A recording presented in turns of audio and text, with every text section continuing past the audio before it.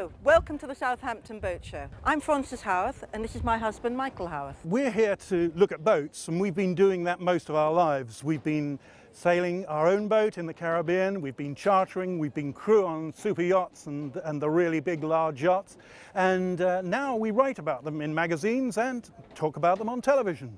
We're here to see all the things there are, both the boats on the water and the equipment. There's plenty to see and plenty to do here at Southampton. We've got big boats, we've got Princess, we've got Sunseeker, we've got Oyster, we've got a Rustler 37, we've got motorboats, we've got sailing boats, we've got fun for everyone.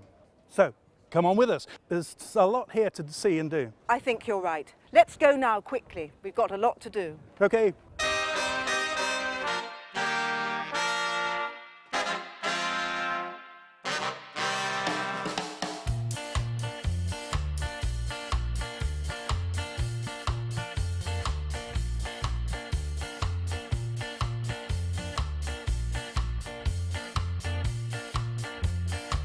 We're here at the Southampton Boat Show to talk about sail battens. Pretty ordinary, never change, technology's always the same. But with furling headsails, furling mainsails, they're pretty damn difficult. In fact, it's impossible to furl. Dan Primrose here has got the answer. Show me. Well, what we have here is something that we've spent the last 2 or 3 years developing. We've all suffered with battens that are stiff enough to sail with and they're fantastic but they don't furl, or you can have a furling batten that's not stiff enough to sail with. So what we've got here is finally a furling batten that's as stiff as a non-furling batten. So it gives all the sail control, of additional roach, flat trailing edges, but at the end of the day, or end of the race, end of the leg, rolls up. And when it rolls up, it snaps shut, holds the sail furled, which is something that we've never really seen before. I don't think there are many options out there that come anywhere close to it in terms of overall performance, upwind and downwind, and on the dock when it's furled, you can put your jib cover over it, so it sort of ticks all boxes. It's a composite structure that we've spent quite a few years refining. It's a globally patented technology that we've used to develop, and we've taken that technology and developed the FLATTEN, as we call it, because the action of as it comes into the headstay, it does flatten, and that point it rolls up. So there's not a huge amount of thought went into the name, but that's what it came up with, and that's what we've stuck with. It seems to work, and it's something that it pretty much does what it says on the tin. It's beautifully simple. It's almost infinitely variable. That we can modify the structure, we can modify the materials to suit the different sails. We've been developing the product, and we know the concept.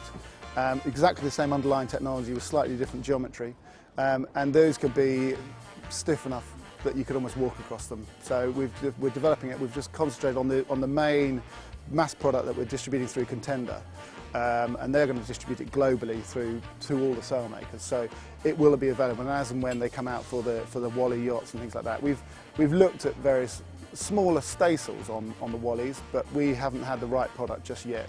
And you only get one chance. So we're going to make sure that we're absolutely, like this one here, we spent a lot longer developing it than we'd like to have done, but we made sure it was absolutely right before we let it out.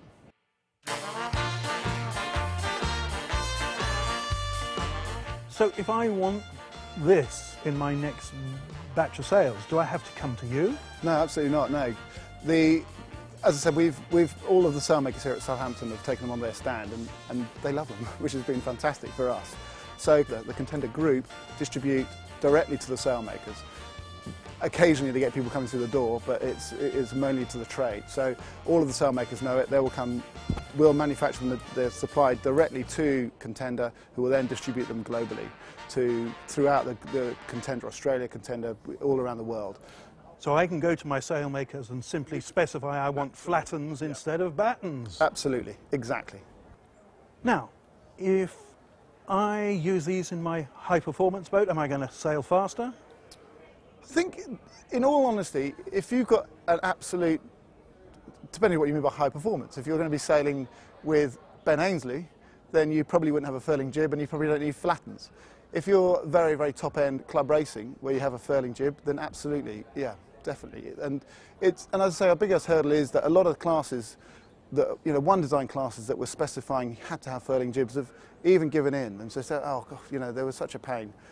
and they're taking weight penalties, and everybody's taking the weight penalty. And actually now we're hoping that people will move back towards having a furling jib as the class rules intended, and they can now realise that they can get exactly the same performance from the jib sailing upwind as they could do with non-furling battens, but they can still furl the jib and get a nice tight furl on the headstay, so people get nice aerodynamics and all that sort of stuff, which a lot of people are worried about or is an issue.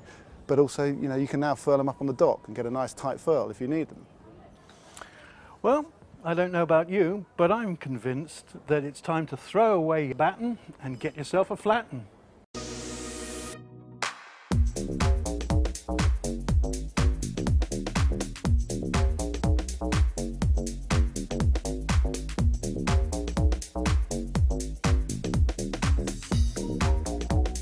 We've enjoyed ourselves immensely. We'll come back and bring you more.